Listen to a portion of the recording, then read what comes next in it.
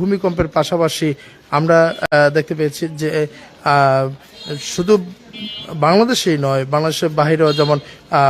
বারাসাত এলাকাতেও কিন্তু এই ভূমিকম্প অনুভূত হয়েছে এবং এই ভূমিকম্পর যে রিক্টার স্কেল মাপ অনুযায়ী কিন্তু 5.7 অনুযায়ী এবং এই ভয়াবহ ভূমিকম্পটি কিন্তু আমরা দেখেছি যে এই শহর জুড়ে এক ধরনের ভয়াবহতা ধারণ করেছে এবং দর্শক আমরা জানিয়ে রাখি যে এটা শুধু যে বাংলাদেশি এমনটি নয় কিন্তু এবং এই ভয়াবহ ভূমিকম্পটির উৎপত্তি স্থল হচ্ছে খুলনা থেকে 40 কিলোমিটার দূরে এবং সাতক্ষীরা থেকে কিন্তু দক্ষিণ পশ্চিমাঞ্চলে, অর্থাৎ এই ভয়াবহ ভূমিকম্পটি অনুভূত হয়েছে এবং নগর জুড়ে এক ধরনের যে আতঙ্ক, সেই আতঙ্ক কিন্তু বিরাজ করছে। এই আজ দুপুরেই 1:54 দিকে এই ভয়াবহ ভূমিকম্পটি অনুভূত হয় এবং দর্শক এই নিয়ে কিন্তু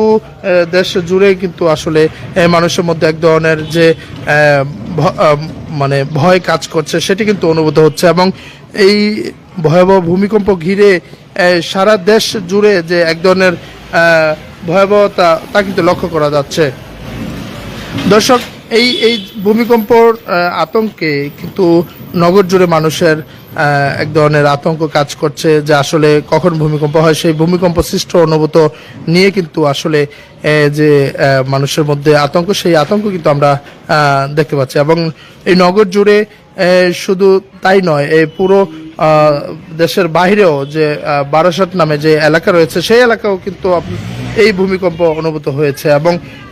ভূমিকম্পটির যে রিক্টার স্কেল রয়েছে সেই স্কেল অনুযায়ী কিন্তু 5.7 ছিল ভূমিকম্পের মাপ এবং সেই ভূমিকম্পটি কিন্তু অনুভূত নিয়ে কিন্তু যে নগর জুড়ে এক ধরনের আতঙ্ক বিরাজ করছে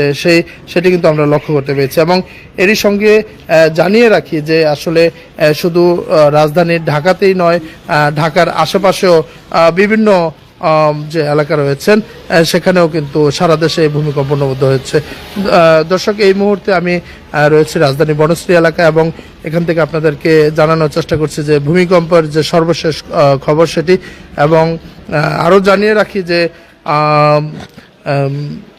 এই ভূমিকম্প শুধু আজকেই নয়, বিগত কয়েকদিন যাবৎ কিন্তু ভূমিকম্প অনুভূত হয়েছে, তবে আজকে যে ভূমিকম্প আজ দুপুর 1:54 দিকে অনুভূত হয়েছে সেই ভূমিকম্পটি কিন্তু আসলে বেশি মাত্রায়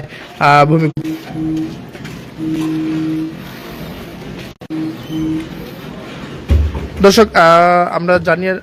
জানতে পেরেছি যে রিক্টার স্কেলের যে মাপ অনুযায়ী 5.7 আসলে এটা কিন্তু এক ধরনের ভয়াবহতা রূপ ধারণ করেছে এবং এই ভূমিকম্পটি ঘিরে কিন্তু মানুষের মনের মধ্যে কিন্তু এক ধরনের আতঙ্ক, সেই আতঙ্ক কিন্তু আমরা দেখতে পাচ্ছি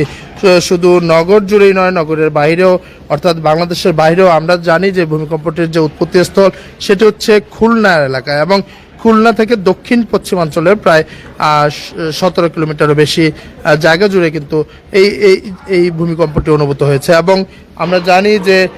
সাতক্ষীরা থেকে কিন্তু প্রায় দীর্ঘ যে ভূমিকম্পটির উৎপত্তি স্থল, সেই উৎপত্তি স্থলের যে জায়গাটি সেটি কিন্তু নির্ধারণ করা হয়েছে এবং আমরা এও জানি যে শুধু নগর জুড়েই যে আতঙ্ক, সেই আতঙ্ক কিন্তু ছড়িয়ে পড়েছে রাজধানীর বাইরেও এবং শুধু বাংলাদেশে যে ভূমিকম্প অনুভূত হয়েছে আজ শুক্রবার দুপুরে 1:54 সেই অনুভূতর কারণে কিন্তু মানুষের মধ্যে কিন্তু জনজীবনে আসলে বাহিরে যারা চলাফেরা করেন তাদের জন্য কিন্তু এক ধরনের যে আতঙ্ক বিরাজ, সেই আতঙ্ক কিন্তু আমরা লক্ষ্য করতে পেরেছি এবং শুক্রবারের জুমার নামাজের পরে অর্থাৎ 1:54 দিকে যে ভূমিকম্প অনুভূত হয় এবং এই ভূমিকম্পটি কিন্তু আসলে ভয়াবহ রূপ ধারণ করে, যার রিক্টার স্কেল মাপ অনুযায়ী কিন্তু 5.7। দর্শক এই ছিল বাংলাদেশ প্রতিদিন থেকে সরাসরি যুক্ত ছিলাম আমি মেহেদী হাসান এবং আপনাদেরকে সর্বশেষ জানানোর চেষ্টা করেছিলাম।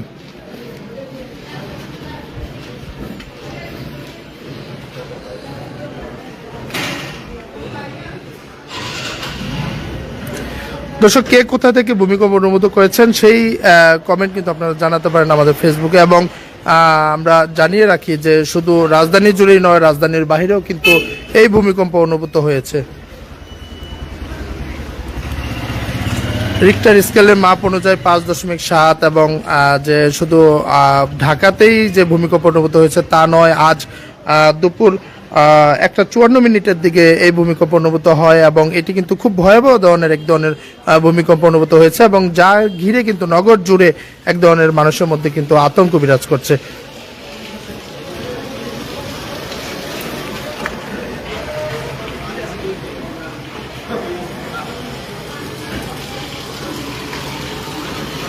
দর্শক, আজ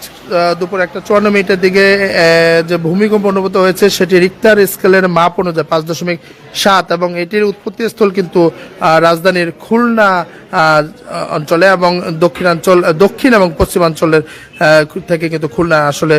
প্রায় 17 কিলোমিটার দূরে এবং সাতক্ষীরার কাছাকাছি কিন্তু এই ভূমিকম্পটির উৎপত্তি স্থল। এবং আমরা জানিয়ে রাখি যে আজ জুমা নামাজের পরবর্তী সময়ে অর্থাৎ দুপুর 1:54 দিকে কিন্তু এই ভূমিকম্পটি অনুভূত হয় এবং শুধু নগর জুড়ে যে আতঙ্ক বিরাজ করছে শুধু তাই নয়, সারা দেশে এবং রিক্টার স্কেলের মাপ অনুযায়ী 5.7 এই ভূমিকম্পটি অনুভূত হয়েছে। দর্শক, এই ছিল আজকে শুক্রবার দুপুরের ভূমিকম্প অনুভূতের পরবর্তী যে খবর এবং আপনাদেরকে জানানোর চেষ্টা করছিলাম। আমি সঙ্গে যুক্ত রয়েছিলাম আমি মেহেদী হাসান এবং পরবর্তী আপডেট পেতে চোখ রাখুন বাংলাদেশ প্রতিদিনের ডিজিটাল প্ল্যাটফর্মে।